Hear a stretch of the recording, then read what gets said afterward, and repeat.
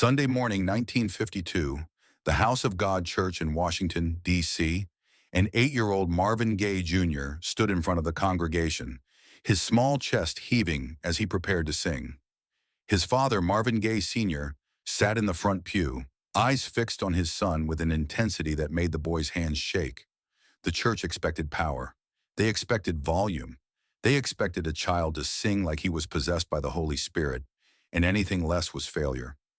Marvin opened his mouth and screamed. Not sang, screamed. The congregation erupted in amens and hallelujahs, swaying in their seats, convinced they were witnessing divine intervention. But inside, Marvin felt nothing except the burning in his throat and the knowledge that this was what survival looked like. Loud, forceful, painful. His father nodded once, a gesture that carried more weight than any words could. The boy had passed the test, for now. What Marvin didn't know that morning was that his voice was being trained for obedience, not for art. Every Sunday, every choir practice, every moment he opened his mouth to sing, he was learning that volume equaled value, that power equaled worth, that the only acceptable way to express emotion was to shout it into submission. The House of God Church wasn't a place for subtlety. It was a Pentecostal congregation that believed in speaking in tongues, in physical manifestations of the Spirit, in worship that left you exhausted and hoarse. The music reflected that philosophy. Songs were meant to be belted, growled, pushed until your vocal cords threatened to tear. Children who sang quietly were corrected. Children who held back were failures. Marvin learned quickly. He learned to push his voice past comfort, past control, into a place where technique didn't matter and only raw force remained. He learned that his father measured his spiritual worth by the volume of his praise. He learned that the congregation's approval came from intensity, not beauty. But he also learned something else, something he couldn't name yet. He learned that this way of singing made him feel hollow. By the time Marvin was 12, his voice had become a weapon his father wielded. Marvin Gaye Sr. was a preacher, a man obsessed with control and righteousness, who saw his son's talent as proof of God's favor on the family. When Marvin sang, the church filled. When Marvin sang, donations increased. When Marvin sang, his father's status rose. The pressure was constant. Marvin was expected to perform not just well, but perfectly. Any crack in his voice, any hesitation, any sign that he wasn't giving everything he had was met with consequences. Sometimes those consequences were verbal, sometimes they were physical. Always, they reinforced the same message. Your voice belongs to us, not to you. Marvin began to dread Sundays. He began to dread the moment his father would call him to the front of the church. He began to associate singing with obligation, with fear, with the exhausting performance of being something he wasn't sure he wanted to be. But there was no escape. The church was his life. Gospel was his only musical education, and his father's expectations were absolute. At night, alone in his room, Marvin would sometimes sing quietly to himself. Not gospel songs, not the hymns he performed every Sunday. Just sounds, soft, tentative explorations of what his voice could do when it wasn't being forced. But those moments were brief and secret. If his father heard him singing anything other than approved religious material, the consequences would be severe. Marvin was trapped in a voice that didn't feel like his own. Then in the summer of 1955, something shifted. Marvin's older cousin, who had just returned from a stint in the Navy, came to visit with a small collection of records he'd acquired during his travels. The cousin was older, worldly in ways that fascinated and terrified Marvin's father. He played jazz. He listened to blues. He owned music that the House of God Church considered sinful. Marvin Gaye Sr. tolerated the visit only because it was family, but he made it clear that the secular music was not to be played in his home.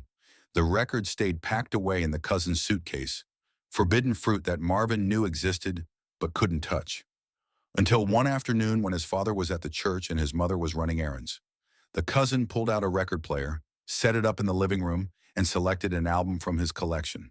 He looked at Marvin, who was hovering nervously in the doorway, and said 6 words that would change everything. "You ever heard Nat King Cole?" Marvin shook his head. The needle dropped. For the first few seconds, Marvin wasn't sure what he was hearing. There were instruments, yes, but they were softer than anything he'd encountered. Gentle piano, subtle strings, and then the voice. Nat King Cole wasn't singing. He was speaking in melody. Each word arrived with a quietness that felt impossible. There was no strain, no force, no desperate push for power, just clarity, just control, just this smooth, effortless delivery that sounded like conversation set to music. Marvin stood frozen in the doorway, his mind trying to reconcile what he was hearing with everything he'd been taught about singing. This was wrong according to his father's standards. This was weak. This was worldly and ungodly, and everything the church said music shouldn't be. But it was the most beautiful thing Marvin had ever heard. The song was unforgettable, and Nat King Cole sang it like he was sharing a secret rather than making a declaration. His voice moved through the melody with the kind of ease that Marvin had never imagined was possible. There was emotion, yes, but it was contained, suggested rather than shouted. It trusted the listener to lean in rather than demanding attention through volume. Every phrase landed with perfect clarity, each word shaped with intention but never overemphasized. The vibrato was subtle, controlled, used as an accent rather than as constant decoration, and beneath it all was a confidence that didn't need to prove itself. Nat King Cole knew exactly what his voice could do, and he never pushed it beyond those capabilities. He stayed within a range that felt natural, comfortable, sustainable. Marvin had never heard anyone sing with such restraint. In church, restraint was weakness. In church, you gave everything until there was nothing left. But Nat King Cole was giving everything while appearing to give almost nothing. The power was in the precision, not in the volume. Marvin listened to the entire song without moving. When it ended, he asked his cousin to play it again, and again, and again. That afternoon, while his father was away, Marvin listened to Nat King Cole's entire album. Each song reinforced the same revelation. Singing didn't have to hurt. It didn't have to be a battle. It didn't have to be loud to be powerful. His cousin noticed the boy's fascination. Different from church, huh? Marvin nodded, unable to find words for what he was experiencing. It wasn't just the music. It was the possibility. The idea that there might be another way to use his voice. A way that felt less like survival and more like expression. When his father came home that evening, the record player was packed away, and Marvin was sitting quietly at the kitchen table, homework spread in front of him.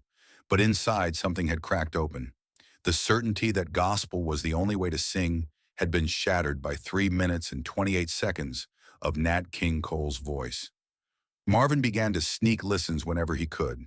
His cousin left the album behind, hidden in Marvin's closet beneath a pile of clothes. Late at night, when his father was asleep, Marvin would pull out a small transistor radio and tune it to stations that played jazz and pop music. He discovered more than just Nat King Cole. He found Frank Sinatra, Billy Eckstine, Johnny Mathis, male singers who approached songs with sophistication rather than force. And slowly, carefully, Marvin began to experiment with his own voice. He couldn't practice openly. His father would hear. The church would know. But in stolen moments, in the shower when the water masked the sound, in the basement when his father was away, Marvin tried to sing the way Nat King Cole did. Soft, controlled, intimate. It felt wrong at first. His voice wanted to push, wanted to shout, because that's what it had been trained to do. But Marvin persisted. He would listen to Unforgettable on repeat, studying the way Nat King Cole shaped phrases, the way he let notes breathe, the way he found power in restraint.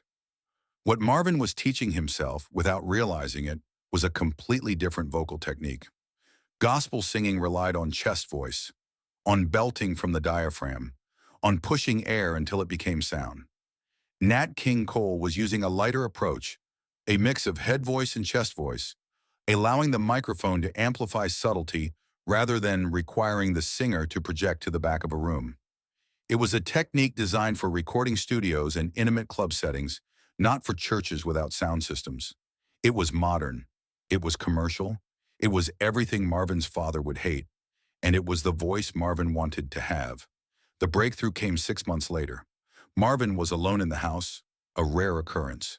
He put on the Nat King Cole record and sang along, really sang along, trying to match not just the notes but the feeling. And for the first time, his voice didn't fight him. It settled into the lower, smoother register he'd been chasing.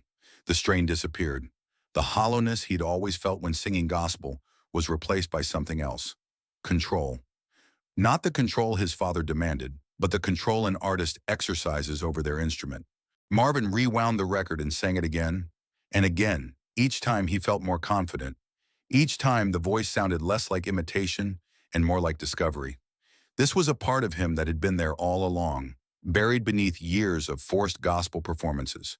For the first time in his life, Marvin felt like he owned his voice. But owning his voice meant hiding it from his father. Throughout his teenage years, Marvin lived a double life. In church, he was still the gospel singer, still delivering the powerful, shouty performances the congregation expected. But at home in secret, he was becoming something else. He joined a doo-wop group with neighborhood friends, groups that sang street corner harmonies influenced by R&B and pop, rather than church music. His father was suspicious but couldn't outright forbid it, since the groups weren't singing explicitly sinful material. Marvin was careful. He never brought the secular music into his father's house. He never mentioned Nat King Cole. He never admitted that he was deliberately unlearning everything the church had taught him. The tension between who he was supposed to be and who he wanted to become defined Marvin's adolescence. It would define the rest of his life. When Marvin auditioned for Motown Records in 1961, he was 22 years old and still figuring out which voice to use. Berry Gordy wanted hits. He wanted singers who could deliver commercial soul music, a blend of gospel emotion and pop accessibility. Marvin knew he could give that to Gordy, but only if he used the voice he'd been secretly developing. His first recordings at Motown were uncertain. Producers didn't know what to do with him. His voice was too smooth for gospel-influenced soul, too restrained for the raw R&B that was popular. They tried to make him belt, tried to push him back toward the powerful delivery he'd been raised on. The studio sessions were battles of will.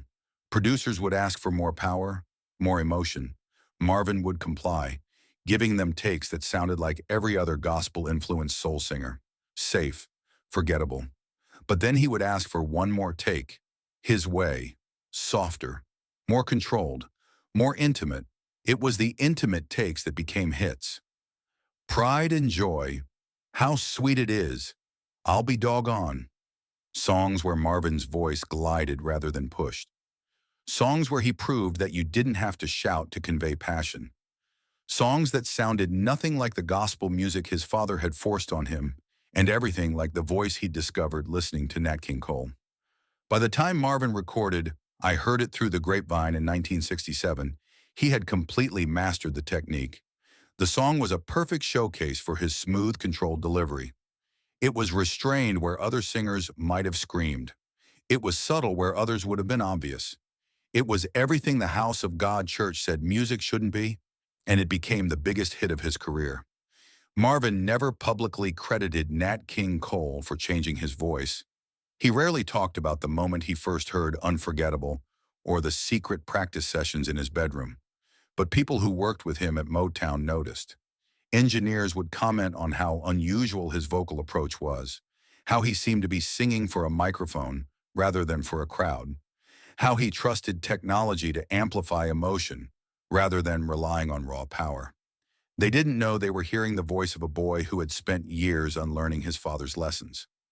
In 1984, during one of his final interviews, Marvin was asked about his vocal influences. He mentioned Sam Cooke, he mentioned Ray Charles, and then, almost as an afterthought, he mentioned Nat King Cole. He taught me that you don't have to scream to be heard, Marvin said. You just have to mean what you're saying. The interviewer didn't understand the weight of that statement, but Marvin did. He understood that Nat King Cole had given him permission to find his own voice. He understood that a single afternoon listening to a forbidden record had changed the trajectory of his entire career. He understood that the smooth, intimate delivery that defined his Motown recordings was a direct rebellion against everything his father had tried to make him. Marvin's voice became the blueprint for modern R&B. Generations of singers who came after him, from Luther Vandross to Maxwell, to D'Angelo used the same smooth, controlled approach. They didn't know they were continuing a tradition that started with a 12-year-old boy secretly listening to Nat King Cole in a house where secular music was banned. Today, when people talk about Marvin Gaye's voice, they talk about its smoothness, its sensuality, its almost conversational intimacy. They don't talk about the years of gospel training he had to overcome to achieve that sound. They don't talk about the secret rebellion that began with a single record. But the truth is simple. Marvin Gaye's voice didn't come from the church.